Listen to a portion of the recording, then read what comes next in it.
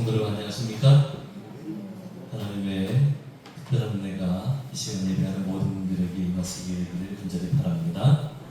오늘은 로마서 12장의 말씀을 기초로 해서 예배하는 자의 삶이라는 제목으로 함께 말씀 나누겠습니다. 우리 먼저 로마서 12장 1절과 2절을 한 목소리로 읽도록 하겠습니다. 그러므로 시작. 그러므로 형제들아, 내가 하나님의 모든 자비하심으로 너희를 권하노니 너희 몸을 하나님이 기뻐하시는 거룩한 산 제물로 드리라. 이는 너희가 드릴 영적 예배니라. 너희는 이 세대를 본받지 말고 오직 마음을 새롭게 함으로 공부를 받아 하나님의 선하시고 기뻐하시고 온전하신 뜻이 무엇인지 분별하도록 하라. 아멘. 사도 바울은 로마서를 쓰면서 그리스도인들이 복음 가운데 어떻게 구원에 참여했는가를 자세히 쓰고, 그리고 이제 후반부에서 그러면 그 그리스도인들이 어떻게 살 것인가를 기록했다고, 저희가 예전에 금요일 저녁 로마서 공부할 때 함께 살펴봤죠. 12장에 사도 바울은 그러므로 이렇게 시작하면서 이제 우리가 어떻게 살 것인가에 대한 이야기를 시작하고 있는데, 바울은 너희 몸을 하나님이 기뻐하시는 거룩한 산 제물로 드리라, 옛날 번역에는 산 제사를 드리라, 이렇게 번역을 했었습니다. 사도 바울이 우리가 그리스도인으로서 살아가는 삶의 모습을 마치 우리의 몸으로 하나님 앞에 제사드리는, 제물로 드리는, 우리 온 삶을 하나님 앞에 드리는 그런 것으로 표현하고 있는데, 여기 너희 몸을 이라는 말을 너희 삶을 이렇게 바꾸어도 될 것 같습니다. 그래서 바울은 우리에게 공유하기를 너희의 모든 삶으로 하나님께 예배하라고 그렇게 가르치고 있는 것이죠. 사도 바울이 아까 말씀드린 것처럼 로마서 12장을 시작하면서 그리스도인들이 어떻게 살 것인가에 대한 이야기를 하고 있다고 했지 않습니까?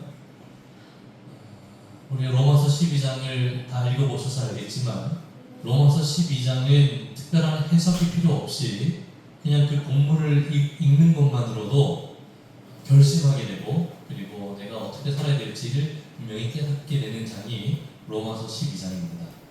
그래서 엘레나이스는 그리스도인 가정이 날마다 로마서 12장을 좀 읽으면 좋겠다고 할 정도로 어떤 그리스도인 삶을 살아야 되는지를 보여주고 있는데, 이 로마서 12장의 앞장인 11장을 읽어보면 거기에 접붙임에 대한 이야기가 나옵니다. 우리 다 잘 아시죠? 돌 감람나무를 참감람나무에 접붙이는 이야기가 나옵니다.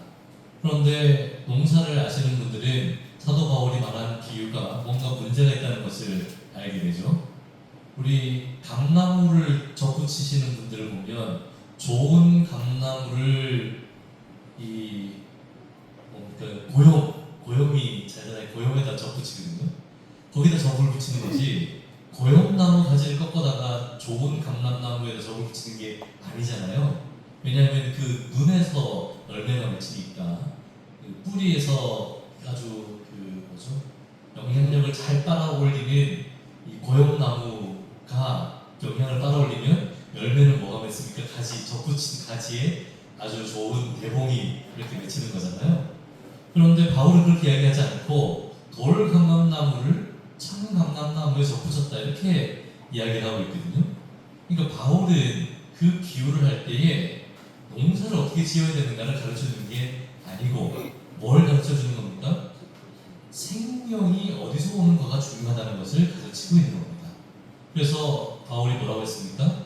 그 뿌리가 거룩한즉 가지도 거룩하다, 이렇게 가르치고 있거든요. 그러니까 바울은 복음의 능력이 되시는 그리스도에 대하여 설명하고, 우리는 그 능력의 근원 되시는 그리스도에게 접붙임 바 된 이들이라는 것입니다. 그래서 우리의 생명은 나에게서부터 시작되는 것이 아니고 어디서부터? 그리스도에게서 하나님에게서 시작되어 그 생명의 은혜를 힘입어 열매 맺는 삶을 살아야 된다는 것을 가르치고 있죠. 그래서 이렇게 그리스도와 연결된 복음으로 말미암아 능력을 경험하고 그의 삶이 이제 세상에서 돌 감람나무에서 잘려져서 참 감나무에 접붙임 바된 너희가 어떻게 살아야 되는가?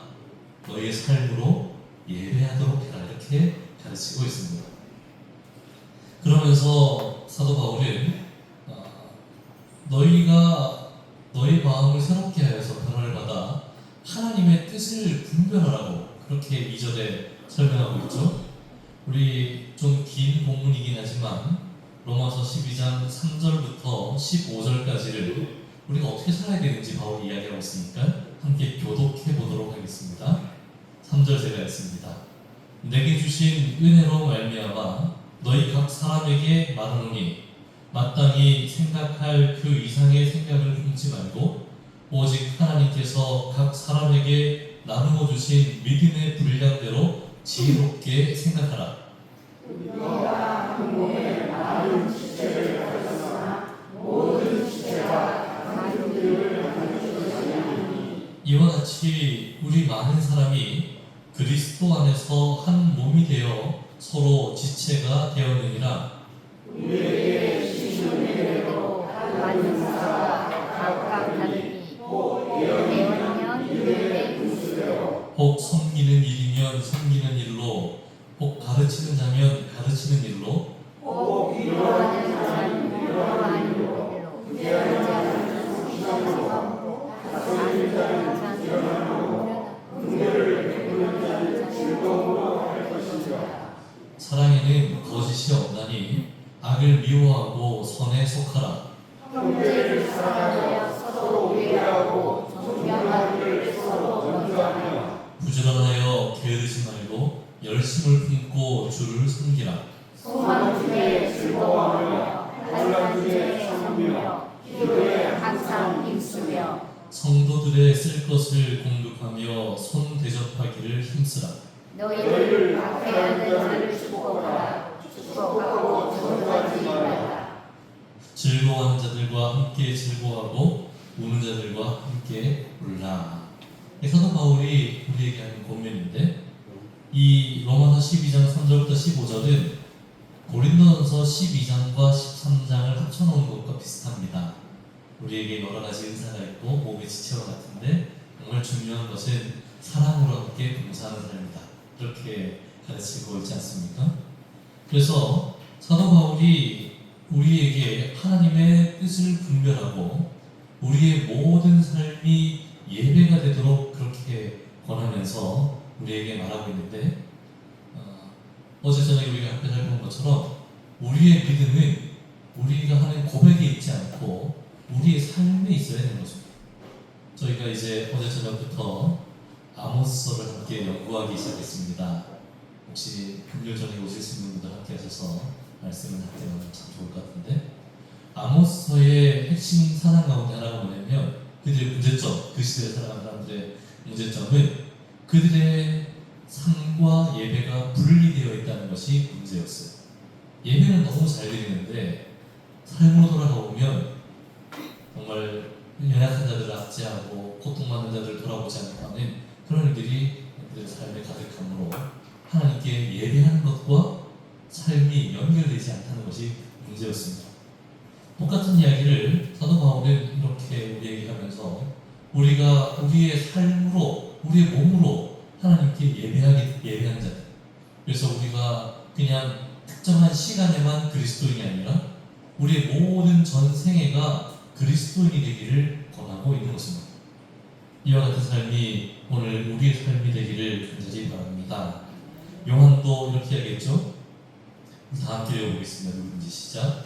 누구든지 하나님을 사랑하노라 하고 그 형제를 미워하면 이는 거짓말하는 자니 본바 그 형제를 사랑치 아니하는 자가 보지 못하는 바 하나님을 사랑할 수 없느니라. 하나님 앞에 나와 찬양하는 입술로 형제를 한담할 수 있습니까? 한담할 수 없습니다. 한 구멍에서 쓴물과 만물이 동시에 날 수 있느냐? 없다고 이야기했어요. 그러니까 둘 중에 하나는 잘못된 거죠.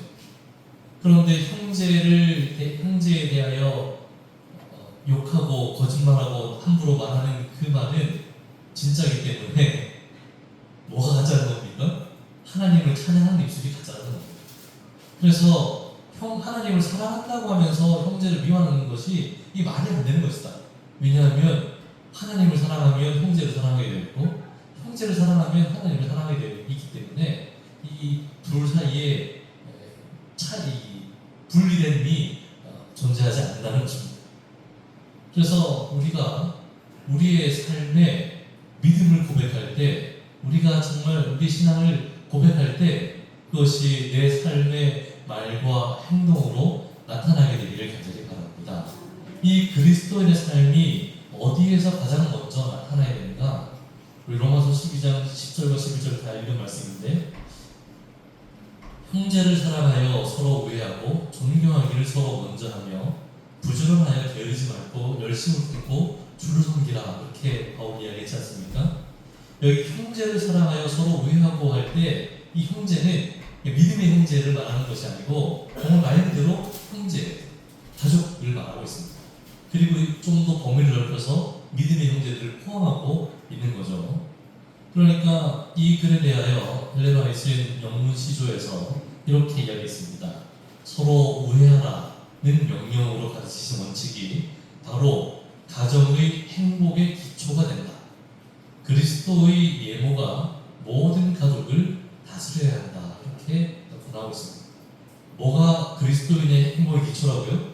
서로 우애하라. 이 우애하라는 말이 사랑하고 아끼라는 말이잖아요. 제가 얼마 전에 글을 하나 읽었는데, 내가 태어나서 맺는 관계 중에, 이 가족 관계 중에 가장 오래가는 관계가 뭘까요? 우리는 보통 부모 자식 관계라고 생각하는데, 부모 자식 관계는 시간이 짧아요. 그렇게 길지 않습니다. 형제 간이 가장 오래 간다고 합니다. 거의 내 평생과 같이 부부도 아니고 부모 자식도 아니고 형제 간이라고 해요. 근데 이 가족 관계 중에 제일 소홀한 관계가 이제 형제 관계 때가 꽤 많이 있거든요. 그런 얘기를 드리려고 하는 것은 아닌데, 어쨌든 우리의 신앙이 어디서나 먼저 가장 나타나야 된다? 가족에게서 가장 먼저 나타나야 돼요. 그래서 이것이, 이 원칙이 가정의 행복의 기초가 됩니다. 이어서 이렇게 쓰고 있습니다. 그것은 비용이 들지 않지만 그것이 없으면 굳어지고 거칠게 될 성질을 부드럽게 만드는 힘입니다. 변하지 않는 예모, 곧 남이 우리에게 해주기를 바라는 대로 우리가 남에게 자진하여 봉사하는 정신을 대항하는 것이 생애의 불행의 절반을 제거할 것이다. 그러니까 예모 있는 태도, 형제와 우리 가족에게 정말 사랑으로 대하는 것, 그리고 더 나아가 우리의 믿음의 형제들, 우리의 이웃들에게 정말 내가 그리스도의 사랑을 나타내는 것이 내 인생의 불행의 절반을 제거해준다고 그렇게 가르치고 있는 것입니다. 그래서 우리가 가지고 있는 신앙, 우리가 믿는 믿음이 먼저는 우리의 가정에 있어, 그리고 우리의 이웃에게, 우리 믿음의 형제들에게로 널리 퍼져나가게 되기를 간절히 바랍니다. 좀 더 이어서 바울이 로마서 12장 이렇게 이야기합니다. 아무에게도 악을 악으로 갚지 말고 모든 사람 앞에서 선한 일을 경고하라. 할 수 있거든 너희로서는 모든 사람과 더불어 화목하라. 내 사랑하는 자들아, 너희가 친히 원수를 갚지 말고 하나님의 진노하심에 맡기라. 기록되었을 때 원수 갚는 것이 내게 있으니 내가 갚으리라고 주께서 말씀하시느니라. 뭐도 하지 말라고요? 원수도 갚지 말라고요. 이게 누구의 일이라고요? 하나님의 일이라고요. 그러니까 원수 갚는 것, 우리가 뭐 원수 찾아가서 복수하고 이렇게 하는 거 잘 안 하는데, 그런 거 말고 나에 대하여 좋지 않게 생각하는 원수 같은 사람들, 우리 정말 원수는 없잖아요. 혹시 있습니까? 없죠. 우리가 뭐 살면서 원수질 일이 뭐가 있겠어요. 그런데 좀 마음에 안 드는 사람은 있을 수 있죠.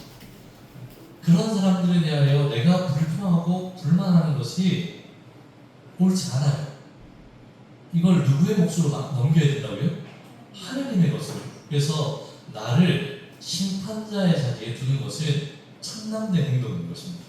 그래서 내가 사람을 판단하고 심판하고 저 사람 왜 저러지? 이렇게 정죄하고 하는 것은 하나님의 자리에 자신을 두는 것이므로 그렇게 하지 말고, 원수 갚는 것은 하나님의 몫이니까 하나님께 맡기라. 너희로서는 어떻게 하라고요? 할 수 있거든. 모든 사람과 더불어 화목하라고 그렇게 이야기하고 있습니다. 그러면서 내 원수가 줄이거든 먹이고 목마르거든 마시게 하라. 그리함으로 내가 숯불을 그 머리에 쌓아 놓으리라. 악에게 지지 말고 선으로 악을 이기라. 그렇게 이야기했습니다. 우리가 이웃에게, 내 사랑 가족에게 사랑으로 대할 뿐 아니라 누구에게도, 심지어 원수에게조차 우리가 선으로 악을 이기는 법을 배우는 것이 필요합니다. 그리고 할 수 있거든 모든 사람과 더불어 화목하라고 하는 이 권면을 꼭 이루게 되기를 간절히 바랍니다. 우리가 성경에서 이런 권면을 잘 따른 사람 중에 한 명이 이삭이거든요. 우리 잘 아시죠? 창세기 26장을 읽어보면 이삭이 우물 파는 이야기가 나옵니다. 그런데 우물 파면 블레셋 사람이 와서 빼앗고 메꾸고 막 이렇게 빼앗고 하잖아요. 우리 그 이야기를 좀 읽어보면 이삭이 그곳을 떠나 그랄 골짜기에 장막을 치고 거기 거류하며 그 아버지 아브라함 때 팠던 우물들을 다시 팠으니 이는 아브라함이 죽은 후에 블레셋 사람이 그 우물들을 메웠습니다. 이삭이 그 우물들의 이름을 그의 아버지가 부르던 이름으로 불렀더라. 이삭의 종들이 골짜기를 파서 생 근원을 얻었더니, 이 아브라함 때의 우물을 봤어요.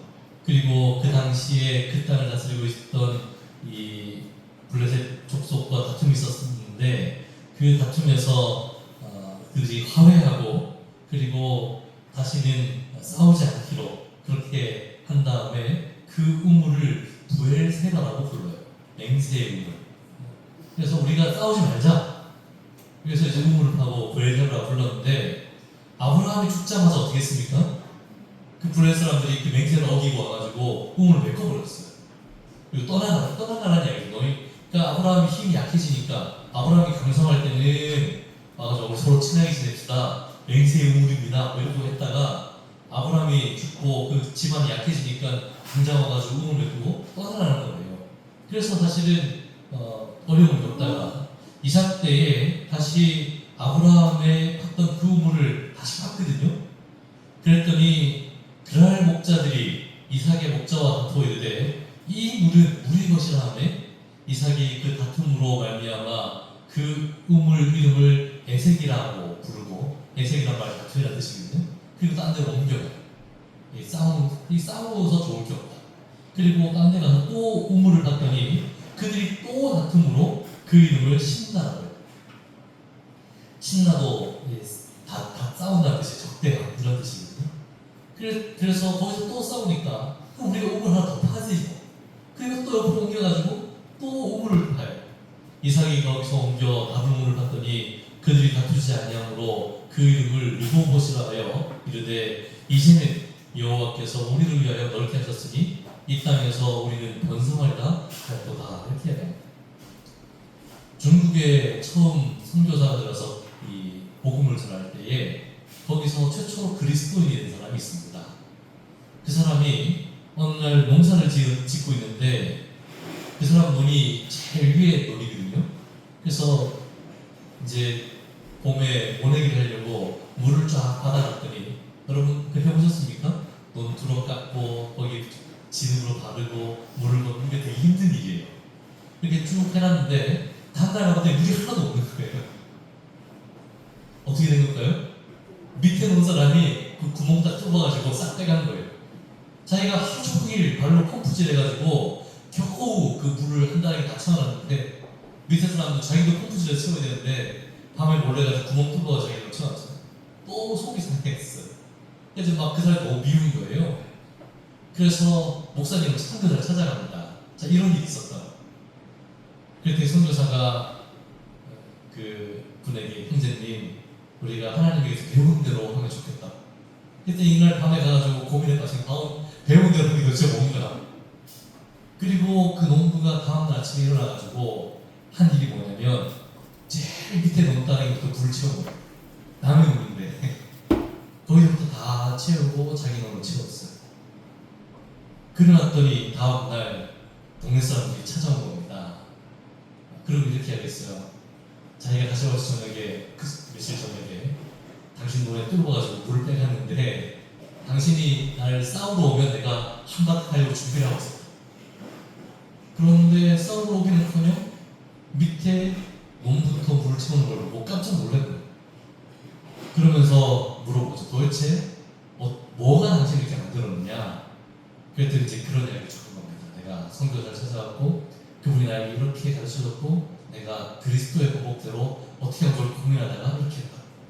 그래서 그 마을 사람들이 다 신앙을 받아들였어요. 그게 중국 첫 번째 교회가 만들어진 이야기입니다. 그리스도인의 믿음이, 그 가지고 있는 믿음이 어디서 나타났어요? 삶에서 나타난 거예요.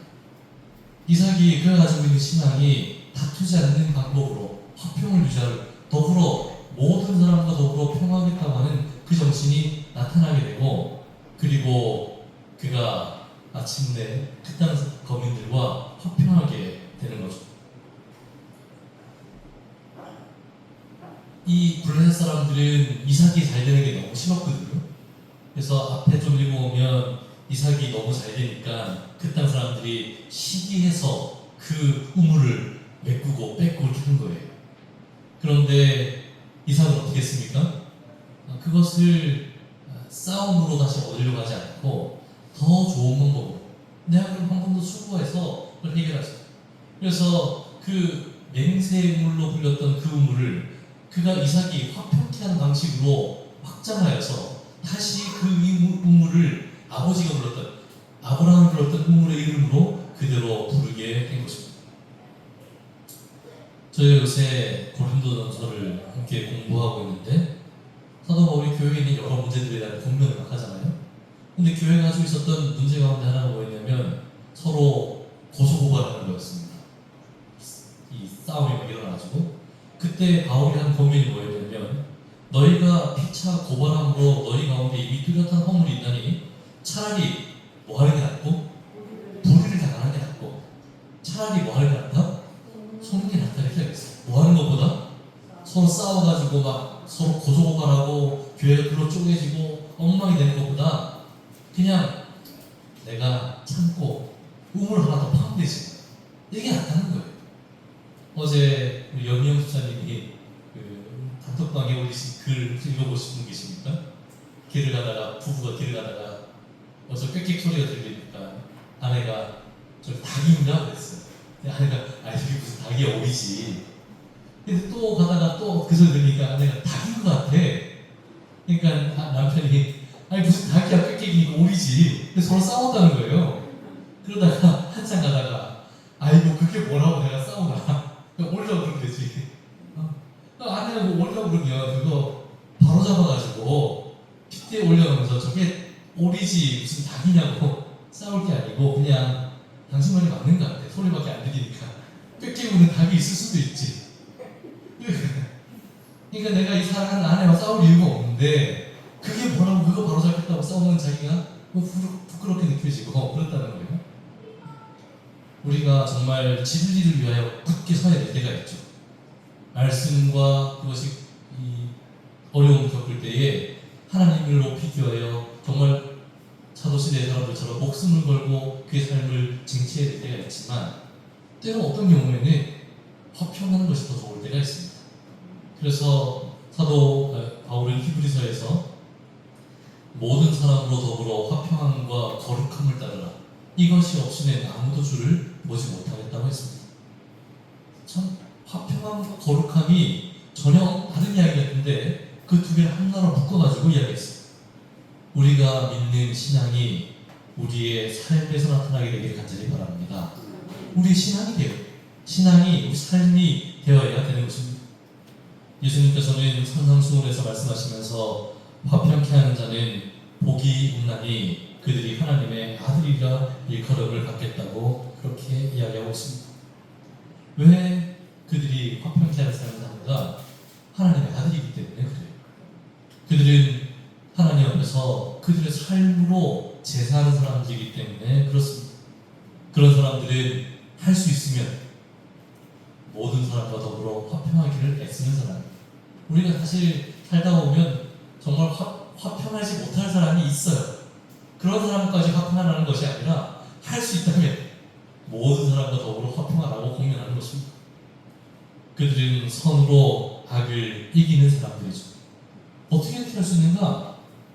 어떻게 정말 말도 안 되는 주장하는 사람들과 더불어 화평할 수 있는가? 산상수훈은 이 구절을 설명하면서 산상본 27쪽에 마음속에 받아들여진 그리스도의 은혜가 그것을 가능하게 한다고 이야기했습니다. 오늘 우리가 은혜에 대해서 얼마나 많이 이야기합니까? 하나님의 은혜, 그리스도의 은혜, 그런 것들을 많이 이야기하는데 그 내가 경험한 그 은혜는 이걸 가능하게 해준다는 거예요. 하나님의 은혜는, 그리스도의 은혜는 정의를 제거해 준다. 왜냐하면 분쟁을 완화시켜주고 심령을 사랑으로 채워주기 때문이라고 이야기했습니다. 좀 더 이어서 하나님과 동료 인간들로 더불어 화목하게 지내는 사람은 불행해질 수 없다. 질투가 마음속에 있을 수 없고 좋지 못한 추측이 용납될 수 없으며 증오가 존재할 수 없다. 하나님과 조화를 이룬 사람은 하늘의 평화에 참여한 자이며 그 복된 강화를 사방으로 널리 퍼뜨리게 될 것이다. 여러분, 이 말씀을 꼭 기억하게 되길 바랍니다. 하나님과 화목하게 지내는 사람은 불행해질 수가 없다. 그들은 그들의 삶을 통하여 복음을 전하게 된다고 그렇게 이야기하고 있습니다. 그리고 이어서 말하기를 화평의 정신이 세속적인 투쟁으로 피곤하고 거칠어진 사람들의 마음에 이슬과 같이 내릴 것이다 그랬어요. 우리가 고백하는 믿음을 삶에 실천할 때, 모든 사람과 더불어 화평하기 위하여 기도할 때, 그때의 사람들의 삶에 마치 이 이슬처럼 그렇게 그들의 마음을 적시게 될 거라고 이야기하고 있습니다. 시대의 소망 312쪽에 있는 말씀을 함께 읽어볼까요? 하나님과 시작. 하나님과 동행하고 일하는 남녀들의 얼굴에는 하늘의 평화가 깃든다. 그들은 하늘의 분위기에 둘러싸인다. 하나님의 나라는 이런 사람들을 위하여 시작되었다. 하나님의 나라는 하나님과 동행하는 사람들, 그리고 그들의 삶에 평화가 있는 사람들의 삶에 시작된 거라고 이야기하고 있습니다. 그래서 우리가 가지고 있는 이 믿음이 우리의 삶의 예배로 나타날 때, 삶에 드리는 예배와 같이 나타날 때 우리는 날마다 하나님과 동행하는 것이고, 그리고 그 동행은 우리의 삶에 세상이 줄 수 없는 평화를 가져오게 될 것이며, 이것은 다른 사람들에게 쉼을 주고 안식을 주고 그들의 삶을 적시는 이슬과 같은 역할을 하게 된다는 것입니다. 우리는 그리스도인으로서 믿음이 강한 사람들은 믿음이 약한 사람들의 약점을 담당하고 자기를 기쁘게 하지 말아야 해요. 그리고 피곤한 손과 연약한 무릎을 일으켜 세우고 너희 발을 위하여 곧은 길을 만들어 저는 다리로 하여금 어그러지지 않고 고치는 것도록 하는 것이 우리의 삶이 되어야 되는 것입니다. 그래서 어제 저녁에 우리가 아모스를 살펴본 것처럼, 그리고 오늘 바울이 하는 공명과 같이 우리는 주변의 연약한 자들을 돌보고 그들과 함께 믿음의 길을 걷고 그리고 화평케 하는 그런 하나님의 자녀가 되기를 간절히 바랍니다. 평화의 정신은 그들이 하늘과 연결되어 있다는 증거라고 얘기했어요. 제가 전에 말씀드렸죠? 인내는 언제까지 해야 된다고요? 끝까지 해야 된다고요. 목적을 이룰 때까지 해야 된다고요. 뭐가 제일 불쌍한 말이라고 했습니까? 참을 만큼 참았다가 제일 불쌍한 말이라고 했죠? 세상에 제일 쓸데없는 게 그거예요. 참을 만큼 참았다는 거예요. 아무 쓸데없는 짓을 이제까지 한 거예요. 10시간 참고 여기 초콜릿이 있는데 다이어트를 하는 사람이 10시간 참고 먹은 거랑 안 참고 먹은 거랑 무슨 차이가 있습니까? 아무 차이가 없어요. 참으면 언제까지 참아야 돼요? 끝까지 참아야 돼요. 그러니까 우리가 하나님의 자녀로서 이 땅을 살아갈 때에 평안을 이루기 위해서 언제까지 참아야 됩니까? 근데 이게 돼요, 안 돼요? 안 될 때 우리에게 뭐가 필요하다? 그리스도의 은혜가 마음에 있을 때 가능하다고 가르쳐주고 있는 것입니다. 다시 한번 읽어보죠. 시작. 참된 화평을 창조하고 영속시킬 수 있는 유일한 능력은 그리스도의 은혜이다. 이 은혜가 마음에 심겨지면 그것은 분쟁과 불화를 일으키는 악한 정욕을 내쫓을 것이다. 뭐가 있어야 된다고요? 그리스도의 은혜가. 이게 능력이에요. 이것이 없으면 사람의 의지로는 안 돼요. 사람의 의지로 하면 끝내 마지막 말이 뭐냐면 참을 만큼 참았다거든요. 그런데 그리스도의 은혜가 나 가운데 있을 때, 우리 가운데 있을 때에 이것을 소멸시키는 능력이 된다는 것입니다. 산상복음 28쪽에 그리스도를 따르는 자들은 평화의 기별을 가지고 세상으로 보내집니다. 자신도 몰래 조용히 거룩한 생애의 가만을 끼치는 자는 누구나 그리스도의 사랑을 드러낼 것이라고 이야기했습니다. 이 야곱이 하나님께 받은 약속이 무엇이냐면 내가 너와 함께하겠다는 약속이거든요. 그래서 우리의 걸음마다 하나님과 함께함으로 이 은혜를 경험하는 저희 모두가 되길 간절히 바랍니다. 그러므로 사도 바울이 처음 권면한 우리의 몸으로, 우리의 삶으로 하나님께 예배드릴 때에 우리는 마음을 새롭게 함으로 변화를 받아 하나님의 선하시고 기뻐하시고 온전하신 뜻이 무엇인지를 날마다 분별하고 그 뜻대로 살기를 원하게 될 것입니다. 하나님의 자녀로서 살아가는 우리 모든 청로동교회 성도님들이시여, 우리의 예배가 이 시간에만 있지 않냐고 우리의 모든 삶에 있게 되길 간절히 바랍니다.